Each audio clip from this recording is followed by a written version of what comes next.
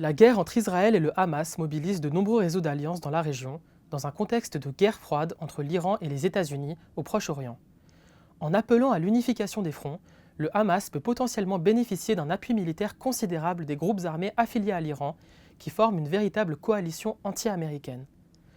De leur côté, les puissances occidentales ont assuré leur présence stratégique à travers de nombreuses installations et bases militaires.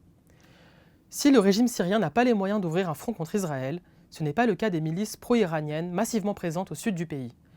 On estime à 5000 le nombre de combattants permanents stationnés à la frontière syro-israélienne, principalement des miliciens chiites recrutés en Afghanistan et au Pakistan.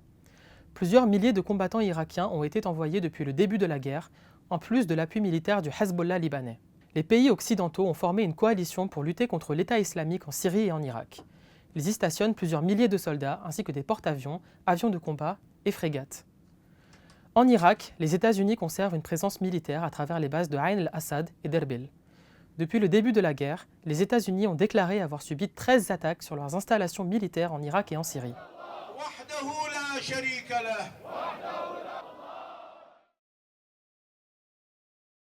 Les pays du Golfe hébergent plusieurs bases aériennes et navales occidentales. La 5e flotte des États-Unis est stationnée à Bahreïn. Ils garantissent la sécurité dans le golfe arabo-persique, par lequel transite une grande partie de la production mondiale d'hydrocarbures. Par ailleurs, ces bases constituent un puissant outil de dissuasion vis-à-vis de l'Iran. Au Yémen, les Houthis contrôlent la partie nord du pays, dont la capitale Sanaa. Ils alignent près de 200 000 soldats et lancent régulièrement missiles de croisière et drones sur l'Arabie saoudite. En guise de solidarité avec le Hamas, ils ont lancé une salve de missiles contre Israël le 31 octobre dernier, interceptés par l'Arabie saoudite et les forces américaines stationnées dans la région. En Turquie, les États-Unis possèdent une base militaire à Incirlik, à partir de laquelle ils ont notamment mené des attaques contre l'État islamique. À Chypre, le Royaume-Uni stationne un contingent de 2200 hommes. Si l'escalade régionale a jusqu'à présent été contenue, elle n'en reste pas moins possible, alors que les provocations et attaques se multiplient et que la région entière se transforme peu à peu en terrain d'affrontement par procuration entre l'Occident et l'Iran.